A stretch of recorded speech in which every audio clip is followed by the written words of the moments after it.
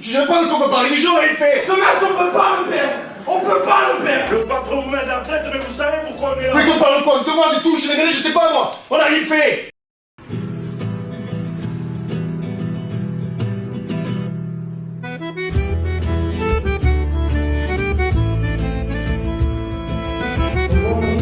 Bonjour Patrick. Où avez-vous commencé le rugby? J'ai commencé ici, dans ce vestiaire. Il a très peu changé depuis l'époque. Bon, on a aménagé un petit peu. Il y a un carrelage sur le sol aussi. Avant c'était du béton, mais mon premier club c'est ici en 1960. J'avais 16 ans. C'était un junior, il n'y avait pas d'école de rugby. On était quelques copains de Mirande, du lycée et de mon petit village de Miramont d'Astarac. On est venu jouer ici, on n'était pas une très très grande équipe. Mais enfin, c'est là que ça a commencé l'aventure. Quels sont vos premiers souvenirs dans un vestiaire? Alors, il faut savoir, je me souviens très très bien des premiers entraînements, parce que les entraînements de l'époque, j'ai beaucoup de reconnaissance pour les deux entraîneurs qui étaient avec nous, parce qu'ils m'ont donné l'amour de ce sport. Mais les premiers entraînements, je me rappelle, il n'y en avait pas eu beaucoup, 2 ou 3. C'était à l'époque, on faisait des tours de terrain, on faisait des pompes, etc. Le ballon, il y en avait un on devait être 20 joueurs. Et en fait, je me souviens plutôt de mon premier match parce que on avait joué un match amical à Vic-Fezensac avec la réserve. Je m'en souviens très bien parce que on était dans ce vestiaire de Vic-Fezensac. Et l'entraîneur de la réserve, qui n'était pas l'entraîneur des juniors, avait récupéré quelques juniors dans moi et il était en train de faire sa composition d'équipe. Il m'a regardé, là, toi, qui tu es? Bon, j'étais un peu timide, Henri Broncan. Bon, tu as déjà joué pilier? J'ai dit non, j'ai jamais joué au rugby. Eh bien, aujourd'hui, tu vas jouer pilier.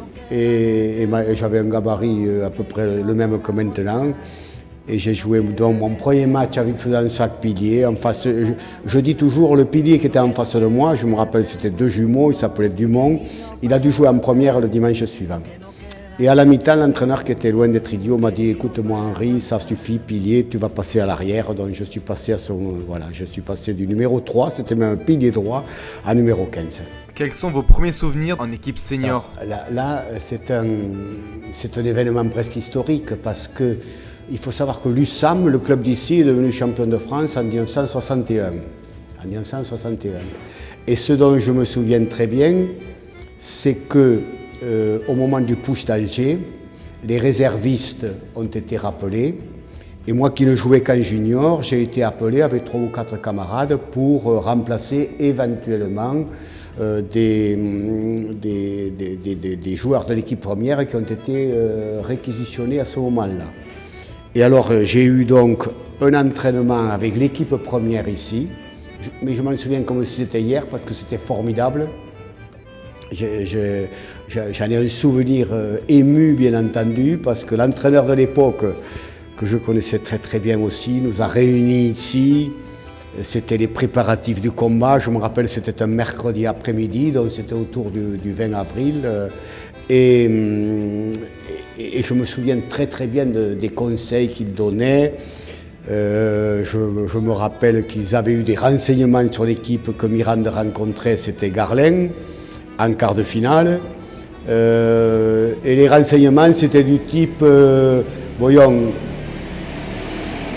Garlin,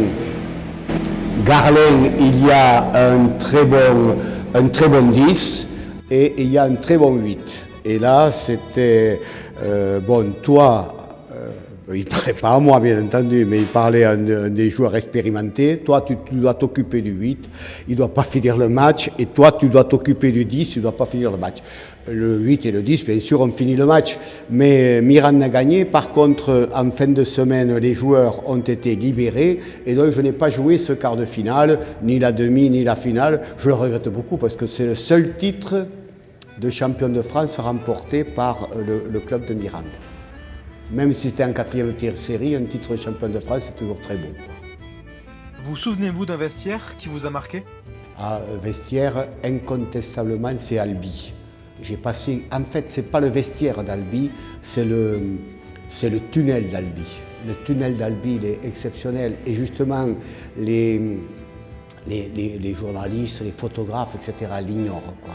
À Albi, on sort des vestiaires et on rentre dans le tunnel. Ce tunnel, quand même, dont j'ai passé 4 ans à Albi, il a à peu près pas loin de 100 mètres. Enfin, peut-être qu'il est plus petit, mais enfin, il paraît très long. En 4 ans, là, vous êtes à côté de l'équipe adverse. Vous marchez. En 4 ans, je n'ai jamais vu, je ne sais pas pourquoi, aucun incident dans ce tunnel. Pourtant, j'ai vu des équipes hyper motivées qui le prenaient, les Albigeois en particulier.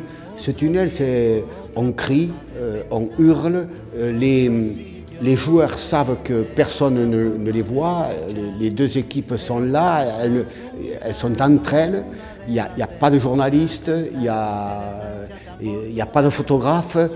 Et c'est un moment exceptionnel, ce tunnel d'Albi. Et puis vous sortez à la lumière, souvent les matchs ont lieu le soir, vous sortez sous les projecteurs. C'est quelque chose qui me fascinait. Et c'est quelque chose que je regrette beaucoup, quoi. Ce tunnel d'Albi, c'est très bien parce que j'ai jamais vu une caméra, j'ai jamais vu un photographe, personne jusqu'à maintenant n'a eu l'idée de fouiller ce moment-là, qui est un moment très... encore meilleur que celui qu'on peut avoir dans les vestiaires. On marche, c'est dans le noir, petite lumière, c'est vraiment très bien. Conservez-vous des odeurs ou des bruits en mémoire? Ici, bien sûr, c'est les premières odeurs, c'est le dolpic, l'algipan, le camphre, l'huile, etc. Et puis les premiers bruits, moi j'aime bien les bruits des vestiaires, les crampons sur le dallage, etc. Et puis le recueillement, et puis au milieu de ce recueillement des cris, des encouragements, c'est extraordinaire un vestiaire. C'est un moment où on est en dehors du monde, quoi. On est en dehors même de sa famille. Le groupe est là, on a les entraîneurs et le groupe. J'ai regretté un peu que cet endroit-là, au moins au niveau des professionnels, eh bien, ils soient un petit peu galvaudés, quoi, je trouve.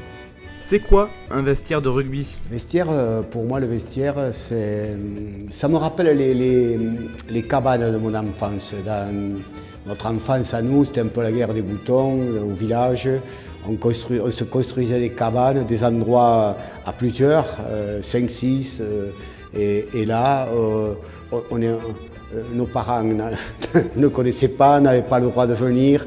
C'était un endroit de recueillement, quoi, où on préparait nos cannes à pêche, on préparait nos parties de rugby. Et les vestiaires, pour moi, c'est ça. C'est un retour vers l'enfance, un vestiaire. Regrettez-vous les anciennes mi-temps qui ne duraient que 5 minutes? C'était très court, la mi-temps, c'était très court, quoi. Autant l'avant-match était extrêmement prenant parce que l'entraîneur avait le temps de distiller longuement ses conseils, etc. Autant ces mi-temps-là, elles duraient très très peu. L'entraîneur, il arrivait, il fallait qu'il fasse très vite. On récupérait à peine et on était déjà sur la seconde mi-temps, quoi. Ces mi-temps-là, vous savez, elles duraient à peine 2 minutes. En général, on ne revenait pas dans les vestiaires, on restait au milieu du terrain, quoi. Voilà. Et là, l'avant-match, c'était quelque chose, ou l'après-match, c'est quelque chose qui m'a laissé beaucoup plus de souvenirs que la mi-temps, quoi. Voilà. Alors que de nos jours, elle dure 15 minutes et là, voilà, c'est tout à fait différent, quoi, de nos jours. Que pensez-vous de la télévision dans les vestiaires? Moi, je trouve c'est dommage. Mais enfin, c'est dommage qu'elle soit arrivée parce qu'elle a un petit peu tout faussé. Les joueurs sont obligés de se tenir un peu mieux, les entraîneurs aussi, il y a moins de vérité, quoi, hein.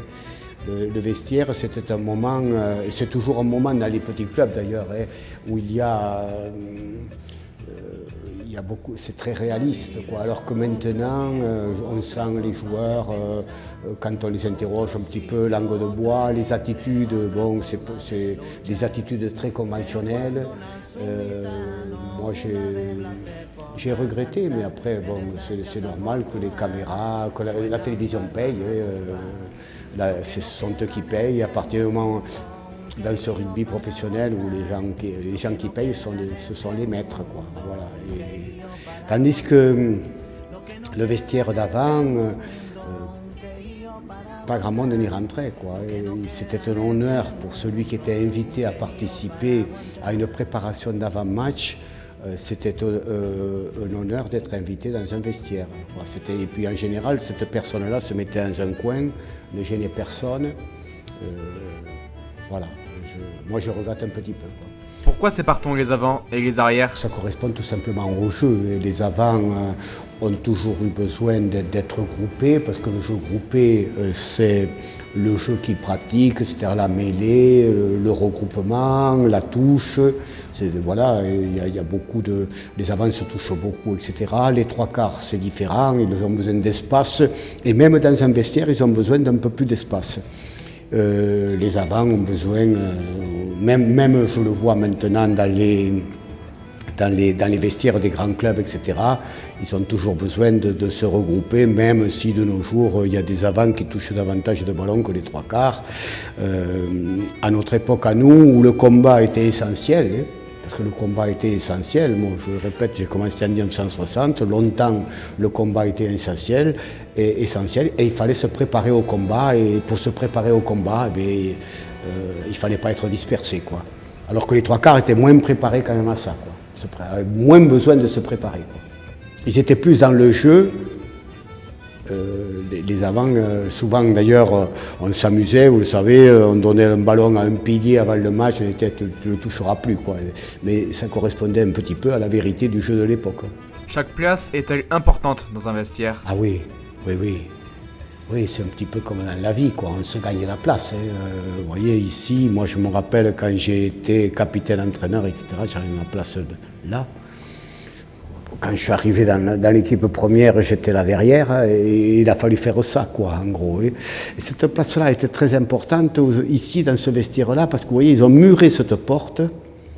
Avant, c'était l'arbitre passait par là, et tournait, et rentrait ici. C'est-à-dire qu'il était obligé de passer dans nos vestiaires. C'est pour ça, ça note, moi j'ai joué 5 ans ici, et on n'a jamais été battu en ayant une seule défaite ici. Contre Nogaro, je me rappelle 13-12, une seule défaite, parce que je pense que ça faisait partie un petit peu, ça venait un peu du fait que l'arbitre était obligé de passer chez nous avant et après le match. Quelle est la chose la plus dingue que vous ayez vue dans un vestiaire? Ah, le plus dingue, c'est un vestiaire de Toulon, avec le football club occitan. Le match aller avait été bouillant. C'était ça en la saison 2001-2002. Le match aller avait été bouillant, le match retour, un temps magnifique sur Mayol, un public qui nous avait accueillis avec des cris hostiles, et un match que l'on attendait extrêmement viril. C'était un match très dur. Et finalement, le match, très bien arbitré d'ailleurs, très correct. Et on manque la victoire d'un rien à une pénalité, 22 mètres au coin, que nous accorde l'arbitre. Notre buteur la passe à côté. Mais depuis quelques moments, ça bouillait entre mon collègue entraîneur et l'entraîneur de Toulon. Ça bouillait un peu sur le banc. Bon, je les avais calmés un petit peu, ça se passait bien. Et puis on rentre dans ce vestiaire de Mayol, et satisfait, voilà, content. Simplement, mon co-entraîneur vient près de moi, il me dit je lui en ai collé une. Tu en as collé une à qui? Bon, il me cite le nom de l'entraîneur de Toulon. Et je lui dis, mais pourquoi? Eh bien oui, t'as vu ce con, etc. Enfin bon. Et là, on était donc dans ce vestiaire, voilà, content quand même, je le répète. Je crois que le bonus défensif, je ne sais pas s'il n'existait pas, j'en sais rien. Mais on était content. Et Et là, il y avait des joueurs qui étaient partis sous la douche, il y en avait d'autres qui étaient un peu plus longs, qui savouraient une bière, un truc comme ça, on était heureux.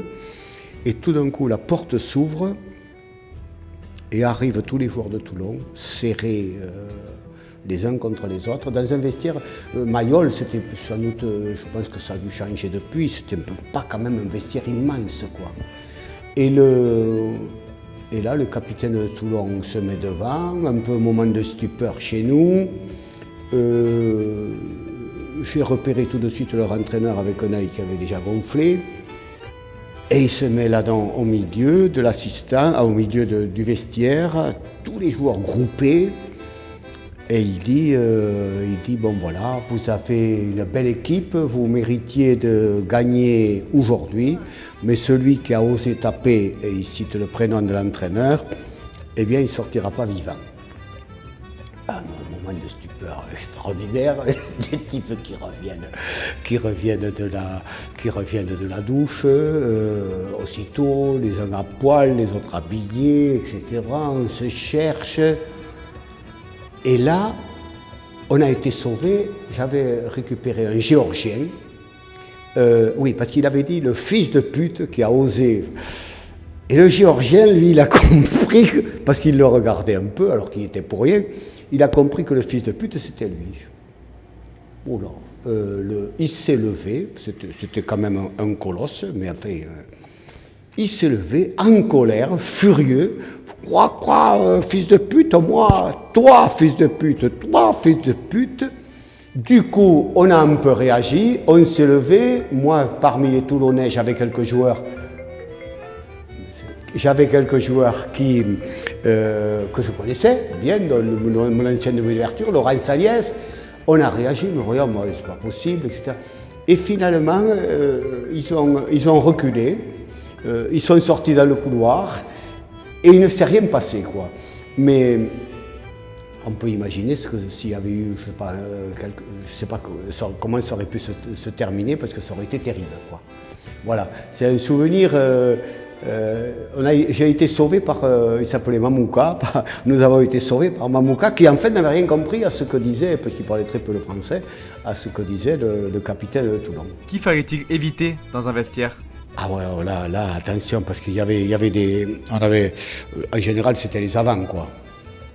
Il y avait quelques avants de chez nous qui se préparaient, qui devenaient presque dans un état second. Et quand vous trouviez un peu trop à porter, vous preniez un coup de tête. Quand on est un petit demi-mêlé comme moi, ça faisait pas de bien, quoi. Voilà, et les trois quarts, c'était pareil. Alors, on pouvait prendre un coup de tête, c'était la préparation d'avant-match. On pouvait prendre aussi un coup d'épaule. Et quelques joueurs qui étaient solides faisaient très mal. Il fallait, voilà, vous étiez à la limite de vous blesser avant de rentrer sur le terrain, en sachant qu'à l'époque, il n'y avait pas de remplaçant. Mais donc nous les petits, on était quand même en général assez malins, on les évitait, on les laissait se cogner un petit peu entre eux, quoi. Voilà. Pourquoi y a-t-il une transformation de l'homme au joueur ? Vous savez, ma génération, je suis né en 1944, on est des fils de la guerre. Nos grands-parents avaient fait 14-18. Ils étaient survivants, ils nous racontaient beaucoup les histoires de 14-18. On a été élevés dans ce culte-là, quoi. On ne parlait pas des mutineries, vous savez, à l'époque. Tout le monde avait été courageux, quoi, en gros. Donc, né en 1944, la résistance, etc. Derrière ça, vous avez les guerres coloniales, le conflit entre l'URSS et les États-Unis. C'est-à-dire que le rugby, pour nous, c'était une façon de préparer peut-être une guerre éventuelle. Il faut savoir que c'est tout à fait différent des époques actuelles. Là, on avait des joueurs de l'équipe qui revenaient d'Algérie, qui avaient fait l'Algérie, qui avaient été marqués d'ailleurs très fortement par la guerre d'Algérie. Et donc nous on est prêts, quoi. C'est-à-dire que le rugby c'était une façon de préparer la guerre, quoi. C'était presque un apprentissage à la guerre, quoi. Je parlais de la guerre des boutons, des cowboys et des indiens. Toute notre jeunesse elle a été passée en train de se chamailler contre les gars du village d'à côté. Voilà. Et donc le rugby, c'était ça, quoi. C'était avant tout une forme d'apprentissage au combat, quoi. Il fallait être courageux, et pour être courageux, souvent on se transcendait dans le vestiaire, et c'est vrai qu'il y avait des joueurs extrêmement courageux qui n'avaient pas besoin de ça, et puis d'autres joueurs qui avaient besoin d'être motivés, soit par l'entraîneur, soit par les copains, quoi. Voilà. Il fallait... À cette époque-là, il ne fallait surtout pas s'échapper. On disait on s'échappait quand même, bien sûr, il y avait des matchs. Mais j'ai vu quand même dans ma carrière quelques joueurs qui ne s'échappaient jamais, quoi, et qui étaient fantastiques, sur lesquels on pouvait compter dans les moments les plus difficiles, quoi, de vrais combattants, de vrais lutteurs, quoi. Et il y avait d'ailleurs dans chaque équipe, il fallait absolument un justicier, c'est-à-dire quelqu'un qui était capable J'ai lu récemment un article de la Dépêche de 1972. Le titre, c'était « La FFR prend enfin des mesures ». C'était en 1972, c'était pour coup de pied à joueur debout, 2 matchs de suspension, et pour coup de pied à joueur à terre, 3 matchs de suspension. Vous voyez, donc, on pouvait envoyer, quoi. Voilà. D'ailleurs, je me rappelle très très bien, les jeunes de seconde ligne, c'était leur cérémonie initiatique, c'était apprendre à passer la main en mêlée. À l'époque, il fallait apprendre à passer la main. Ils étaient là, ils avaient des yeux magnifiques, ils avaient appris à passer la main en mêlée pour frapper le talonneur ou éventuellement le pilier droit d'en face. Conservez-vous un souvenir marquant de cette métamorphose? Je me souviens surtout d'entraîneurs capables de transformer un vestiaire en un groupe militaire, si vous voulez, en un commando, quoi. Voilà, c'est ça dont je me souviens. Après, il y en a plein de joueurs qui étaient transformés, transfigurés, qui étaient extrêmement braves dans la vie, qui étaient formidables et qui là, lâchés, étaient capables de faire n'importe quoi. Comment réagissiez-vous à ces moments de motivation? J'ai toujours été un leader de vestiaire, tout le temps. J'étais un garçon très timide dans la vie, mais là, le rugby m'a formé, quoi. Et là-dedans, j'étais vraiment très à l'aise dans le vestiaire. Et là, j'étais tout à fait différent du personnage que je pouvais être dans la vie, quoi. Le rugby m'a beaucoup donné, quoi. Ça c'est sûr, là-dessus, quoi. Il m'a permis, et comme il donne d'ailleurs à beaucoup de... Je vois, j'ai d'anciens élèves, etc., qui étaient des garçons également très réservés, et que le rugby... vous savez, Jacques Fouroux me racontait, quand il était représentant à la Voulte, il avait été recruté par la Voulte, il était représentant, il me disait, mais je ne sais pas frapper aux portes de mes clients éventuels. Et Jacques Fouroux, c'est quand même l'entraîneur, moi, qui m'a le plus impressionné, ou le président qui m'a le plus impressionné dans ses préparations d'avant-match, qui était vraiment exceptionnel, extraordinaire. Pourquoi le discours du coach est-il si important? Oui, c'est un moyen de... Voilà, je le répète, c'est quand même un sport de combat collectif. C'est un sport de combat collectif. On va au combat, et au combat, je pense que dans toutes les guerres, etc., il y avait cette préparation psychologique indispensable pour aborder le combat, au moins pour les joueurs de ma génération. Attention, les joueurs actuels, c'est quelque chose de tout à fait différent. On en parlera peut-être un peu plus tard. Là, c'était une nécessité parce que ce sport des années 60, 70, 80, etc., c'était avant en fait l'arrivée de la télévision, quoi. Vous savez, il y a eu des matchs internationaux, il y avait la télévision aussi, et ils étaient très durs. Je me rappelle d'un match de Dumanoir avec la première ligne de Béziers, Mas, Bolzan, Barrière, contre en face Mont-de-Marsan, il devait y avoir Mestoy, Pascalin et Casal. Sur la première mêlée, il s'était lancé les deux premières lignes à 5-6 mètres, puisqu'on pouvait le faire à l'époque. Et il y avait eu les 6 types au sol, quoi. Voilà, c'était ça, quoi. Et je répète, le combat était prioritaire. Maintenant, je crois que les joueurs sont quand même un peu plus intelligents. En sachant qu'à l'époque, quand même, il y avait des gens très intelligents, bien sûr, derrière. Devant, quand même, un joueur, par exemple, comme Domenech, qui était un pilier moderne, qui touchait beaucoup de ballons, c'était le reproche qu'on lui faisait.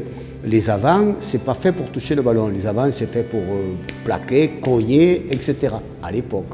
Maintenant, les piliers touchent davantage de ballons que les trois quarts centres. Sans discours, pas de match? Quelquefois, les silences peuvent faire aussi beaucoup de bien, hein, quelquefois, hein, permettre à se concentrer un petit peu davantage.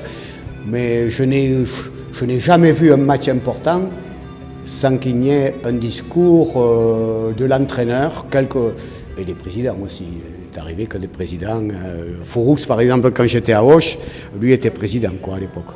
Voilà. Donc, on ne pouvait pas empêcher Jacques Fouroux de faire un discours d'avant-match, parce qu'en plus, il le faisait très très bien. Lui, c'était du haut niveau dans la préparation d'avant-match. Un souvenir en particulier? Je me rappelle très bien d'une mi-temps avec Jacques Fouroux. J'étais entraîneur à Auch, donc en 99, lui était président. Et nous étions un peu, c'était en Coupe de France, nous étions un peu en souffrance en fin de le top 14 de l'époque, était plutôt le top 20, mais on l'appelait je ne sais pas quoi, D1 ou un truc comme ça. Et on rencontrait Mont-de-Marsan qui était une très bonne équipe de D2 qui était sur la montée. Et à la mi-temps, nous étions menés chez nous et assez largement par Mont-de-Marsan. Et Fouroux rentre dans ce vestiaire terrible, quoi. Très en colère, c'est normal. Et il s'en prend en particulier à notre demi d'ouverture. Seulement notre demi d'ouverture était également très énervé par le déroulé du match. Et le demi d'ouverture s'est rebellé et a attrapé Fouroux par le costume. Et l'a bousculé avant que les joueurs n'interviennent, ne les séparent. Ça a été un moment extrêmement violent. Ça me rappelait, je l'ai lu par la suite, que Fouroux un jour avait surexcité Sela, qui était le plus brave type de la Terre, et dans un match, à la mi-temps d'un match international, ou peut-être dans la préparation d'avant-match, avait pris un grand coup de tête de la part de Sela. Là, ça a été limite. Il faut savoir quand même que la seconde période, on a refait notre handicap et que ce demi d'ouverture qui était gaucher nous a tapé le drop de la victoire avec son pied droit. Comme quoi, l'incident avait permis au moins à l'équipe de retrouver certaines facultés. Et ça, je pense que c'est Jacques Fouroux qui était très très fort là-dessus, qui était capable d'une équipe qui était en difficulté, de la reconstruire, de la rebâtir et de lui redonner confiance, même si ça pouvait engendrer des incidents comme celui qu'on avait vu. Voilà. Après, c'est vrai que jouer là-dessus, c'est jouer sur le fil du rasoir parce que ça peut avoir aussi un effet très négatif, bien entendu. Là, ça a eu au moins un effet très positif, quoi. Pouvez-vous expliquer l'aspect tactile du rugby et de ses vestiaires? Je le répète, c'est toujours cette source, le rugby, quoi. On a besoin d'être groupé, quoi. C'est le plus important, quoi, la cohésion d'un groupe. Et je crois que dans la cohésion d'un groupe, il y a des mots, mais aussi il y a des gestes, il y a des accolades, il y a des encouragements. C'est une forme d'amour, quoi. Je crois qu'il y a des études qui ont été faites là-dessus. Les équipes qui gagnent, ce sont celles quand même qui s'aiment le plus. Après, s'aimer dans la semaine, c'est pas important. C'est qui s'aiment le plus sur le terrain. C'est le moment de vérité, quoi. Le terrain, c'est le moment où tout le monde doit s'accorder. les grands entraîneurs, ce sont ceux qui réussissent à faire accorder leur groupe, hein, parce qu'il y a des gens extrêmement différents, il y en a des grands, des petits, des gros, des maigres, il y a des riches, des pauvres, des super intelligents, etc. Bon, encore que pour moi, l'intelligence sur un terrain de rugby, elle n'a rien à voir avec l'intelligence dans la vie, quoi. J'ai vu des joueurs qui étaient peut-être en difficulté, mais qui étaient très intelligents sur un terrain de rugby, quoi. Est-ce interdit de rire dans un vestiaire? Moi, je crois que celui qui rigole dans un vestiaire, il peut y avoir de l'humour dans un vestiaire d'entraînement. Là, il n'y a aucun problème. Le mercredi, le vendredi, le dimanche, avant le match, rigoler, à part pour des matchs folkloriques, des matchs amicaux. Moi, j'ai jamais connu ça, quoi. Jamais. Avant un match important, j'ai jamais vu des gens. J'ai vu il y a des joueurs qui ont besoin d'être décontractés. Là, il n'y a aucun problème. C'est pas la même chose. Rire, c'est tout à fait différent.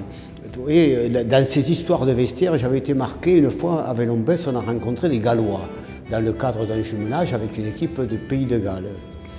Le match a eu lieu pratiquement après le banquet. Il y avait un repas. Les Gallois avaient bu de la bière, etc. Je dis jamais ils ne pourront rentrer sur le terrain. On avait les deux vestiaires côte à côte, là c'était à la Grangette à Lombès, et on entendait tout ce qui se disait dans le vestiaire d'à côté. Et puis ces Gallois qui sont arrivés au vestiaire en train de rigoler, de s'amuser, etc. Vestiaire d'à côté, c'était pas un match de championnat, pas du tout, c'était un match amical. Vestiaire d'à côté, un silence. Et derrière ça, on a fait le match, mais des Gallois transcendés qui en demi-heure avaient été capables de se transformer de fêtards, si vous voulez, en joueurs de rugby. Ça m'avait profondément marqué. Et puis là, justement, il n'y avait pas de cri dans le vestiaire, il n'y avait rien, un silence, et sur le terrain, un engagement physique énorme, quoi. Pas besoin d'avoir de la motivation, des cris, des hurlements. D'eux-mêmes, ils s'étaient préparés, le match était quelque chose, voilà, le match était sacré, et ils nous ont rentré dedans, et nous-mêmes, au début, on n'avait pas très bien compris, voilà. Le discours, c'est instinctif chez vous? Ça l'a été un temps, et puis après, avec l'âge, on est obligé de faire de plus en plus de préparation parce que bon, on oublie. Je me rappelle très bien une fois m'être trompé dans une composition d'équipe, alors on prépare sur un bout de papier. Moi j'ai des fiches. Non, de moins en moins. Il a été longtemps instinctif. Depuis une vingtaine d'années, il ne l'est plus, quoi. Parce que tout simplement aussi, il faut savoir qu'avant il y avait le côté motivation. Maintenant, il est question de beaucoup de jeu quand même. Dans le discours d'avant-match, c'est une préparation stratégique, tactique, voilà. Et puis, on a besoin d'aller rencontrer les joueurs aussi individuellement. Avant, le discours s'adressait au groupe. Maintenant, quelquefois, il était un peu différent entre le groupe d'avant et le groupe de trois quarts, justement. Mais maintenant, très très souvent, il faut aller trouver le joueur individuellement et lui rappeler, lui donner quelques conseils. Donc, ça nécessite d'avoir quand même de plus en plus de préparation. Je crois que d'ailleurs, les entraîneurs préparent leurs entraînements de plus en plus maintenant. Les entraîneurs qui sont assez nombreux, chacun a sa... Voilà. Non, alors qu'avant, bon, c'est vrai qu'avant, c'était surtout l'appel au combat, quoi. Voilà. Est-ce dur de se renouveler? C'est pas facile, hein, c'est pas facile.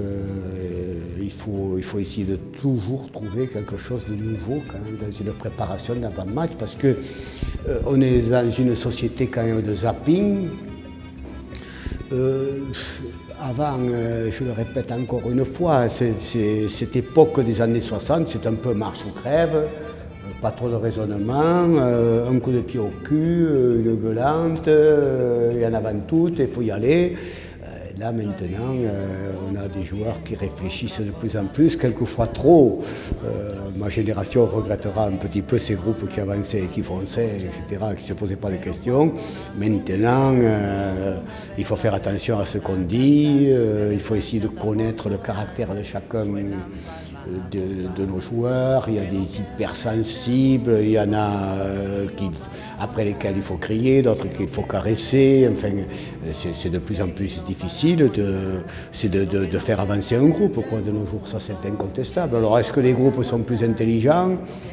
Je ne sais pas, est-ce qu'ils sont mieux éduqués? J'en suis pas sûr quand même, hein, parce que ça avait un bon côté, le côté d'avant, parce que j'étais joueur à cette époque-là aussi. Ça avait un bon côté quand même d'avoir autour de soi des gens sûrs d'eux et d'être tous considérés de la même façon aussi. Voilà. Conservez-vous un souvenir d'une gueulante mémorable? Ouais, écoutez, là, bien sûr, mais il y en a eu encore une il y a un mois et demi. On a reçu Lourdes en amical, qui était l'équipe dernière de poule, qui venait handicapée chez nous. Et nous, on a pris notre match un peu à la légère. Et comme toujours, quand on prend un match un peu à la légère, on était largement mené à la mi-temps. Et il a fallu s'énerver sérieusement. Voilà, il y a eu. Voilà, c'est. Bon, mais il y en a. Bon, je crois que moi, ça me fait du bien, même si j'ai eu 2 infarctus, mais ça me fait du bien quand même de temps en temps de crier. Ça me rassure sur mon état de santé. Des remords quelquefois? Ah oui, parce qu'il faut savoir que les joueurs de maintenant sont beaucoup plus sensibles que les joueurs de notre époque. Je le répète, nous, cette préparation du combat et de la guerre était à nous. Vous savez, dans la nuit, je me suis réveillé, j'ai pensé, mais j'en avais 3 ou 4 que j'avais vraiment humilié, c'est le cas de le dire, et je me suis dit, pourvu qu'ils ne fassent pas une connerie, quoi. Non, mais c'est vrai. Donc le lendemain, je les ai appelés, pas pour m'excuser, mais pour discuter un petit peu, pour parler avec eux, parce que je les sens beaucoup plus fragiles, incapables de supporter ce que nous, on était capables de supporter, quoi. Ça c'est sûr, quoi. Voilà. Vous pouvez... à l'époque, on ne brisait pas une carrière par un discours. Une carrière, elle pouvait être brisée par le fait que le joueur multipliait les mauvais matchs, si vous voulez. Tandis que de nos jours, vous pouvez briser quelqu'un dans l'avant-match, à la mi-temps, ou même dans l'après-match. Vous pouvez lui faire très très mal, quoi. Parce qu'ils sont incontestablement moins durs que la vieille époque. Je ne fais pas de la nostalgie, ça j'en suis sûr, quoi. J'en suis sûr, parce que tout simplement l'éducation n'est pas la même, quoi. Avez-vous fait des lapsus dans vos discours? Sincèrement, je ne crois pas. À part une fois où je m'étais trompé pour annoncer une composition d'équipe, parce qu'on avait annoncé dans les vestiaires entre un joueur et son remplaçant, où j'avais mis le remplaçant à la place du joueur. Je ne pense pas, mais après, si vous interrogez des joueurs que j'ai eus, peut-être ils vous diront un jour il a fait cette connerie ou un truc comme ça c'est possible. Mais sincèrement, pour moi, venir dans un vestiaire, ça a toujours été une nécessité d'être extrêmement concentré, de faire très attention à ce que je disais, et c'est pour ça que, et puis d'avoir toujours des notes sous les yeux. Et c'est pour ça que je pense en avoir fait très peu, quoi. Enfin, je ne m'en souviens pas. Tout. Comment faites-vous avec les étrangers? Alors, moi, j'ai toujours parlé français. Parce que j'ai toujours estimé, quand j'ai entraîné dans le monde professionnel, que les joueurs étrangers étaient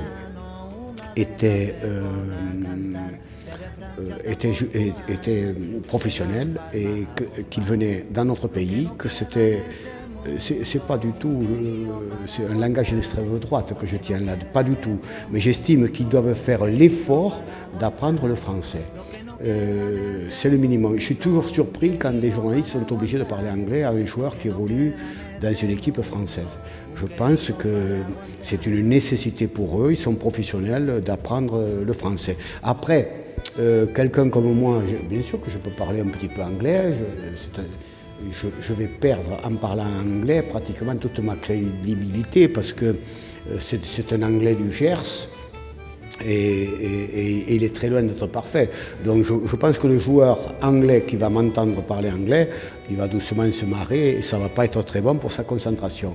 Donc c'est à lui à se débrouiller pour comprendre le français tout simplement. Je pense que c'est obligatoire, ça devrait être obligatoire. Quelle est votre définition d'un vestiaire de rugby? Je l'ai dit, je pense déjà au début de notre... C'est la maison de l'enfance, quoi. Le vestiaire, chaque fois que je rentre dans un vestiaire, je retrouve les cabanes de mon enfance. Je le répète, cet endroit où vous êtes, où on était hors du monde. On était en particulier hors de nos parents qui nous bottaient les fesses quand on faisait des conneries, de nos grands-parents, hors de la famille, hors des règles, quoi.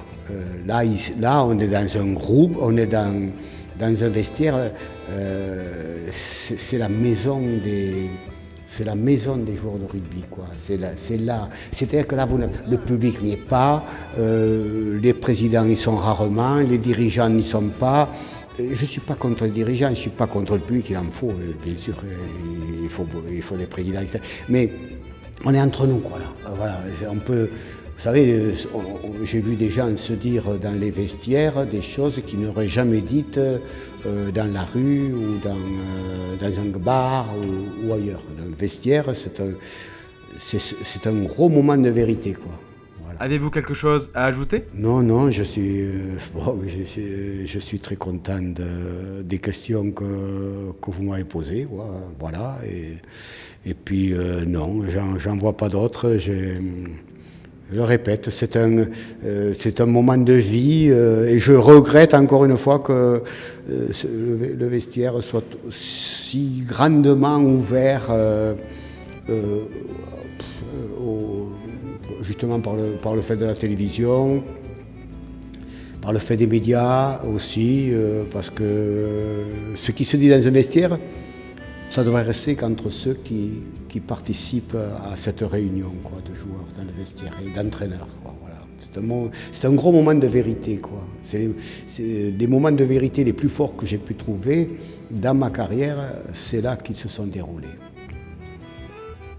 Vous vous revoyez plus jeune dans ce vestiaire? Oui, je suis revenu ici d'ailleurs, c'est pour retrouver... Toujours pareil, on veut toujours, en vieillissant, on veut retrouver son enfance, quoi. Je suis revenu dans la maison familiale, je suis revenu dans ce vestiaire avec beaucoup d'émotion il y a 4 ans. Je regrette qu'il était un peu transformé, quoi. Il était plus proche voilà, il est un peu trop clean, quoi, presque. Mais je me rappelle... avec émotion, surtout le côté de l'arbitre, quoi. Et juste une anecdote pour finir. Quand j'étais revenu, c'était en 1963-64 ici, après être un petit peu parti, j'avais une licence, ma licence n'avait pas été entérinée par la Fédération française de rugby. Donc je me rappelle d'un match que j'avais fait avec les juniors, j'étais encore junior en 63 ici, et l'arbitre, je revois la scène, quoi. Là, l'arbitre, c'était le boulanger de la famille. Et comme je n'avais pas la licence, j'avais joué sous fausse licence. Et pour bien mieux montrer que on pouvait pas me prendre, on m'avait mis capitaine. J'étais capitaine sous fausse licence. Or le match avait lieu, je crois que c'était contre Vic-Bigorre, un match très violent. Et l'arbitre convoque les 2 capitaines à la fin du match. Et là au coin, donc le boulanger me dit Broncan, désolé, mais je suis obligé de garder ta licence. Et là je lui dis moi je ne m'appelle pas Broncan là. Je m'appelle Campi. Il me regarde, il a compris.